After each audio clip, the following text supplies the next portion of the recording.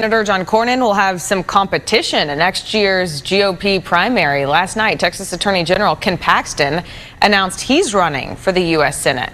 Paxton made this announcement on Fox News. He had been publicly discussing a potential run since an interview shortly after he was acquitted in his 2023 impeachment trial.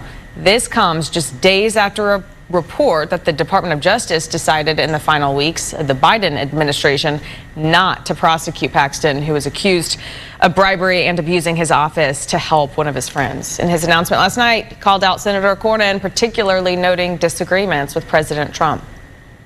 It's definitely time for a change in Texas. We have another great U.S. Senator, Ted Cruz, and it's time we have another great senator that will actually stand up and fight for Republican values, fight for the values of the people of Texas, and also support Donald Trump in the areas that he's focused on in a very significant way.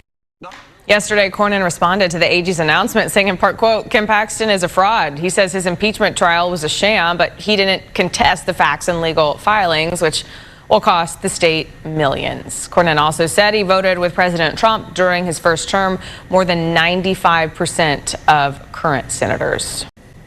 Texas Attorney General Ken Paxton announced on Fox News yesterday he's running for U.S. Senate. This comes as Paxton no longer faces a federal corruption investigation that loomed over him as he rose up the ranks in the Republican Party. Paxton will challenge Senator John Cornyn for the seat. He claims Cornyn has turned his back on President Trump and is unpopular among Republicans.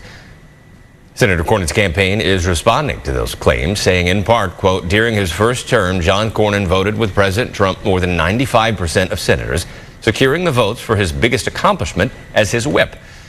Ken Paxton is a fraud. He says his impeachment trial was a sham, but he didn't contest the facts and legal filings, which will cost the state millions. He says he's anti-woke, but he funnels millions of taxpayer dollars to lawmakers, or lawyers rather, who celebrate DEI.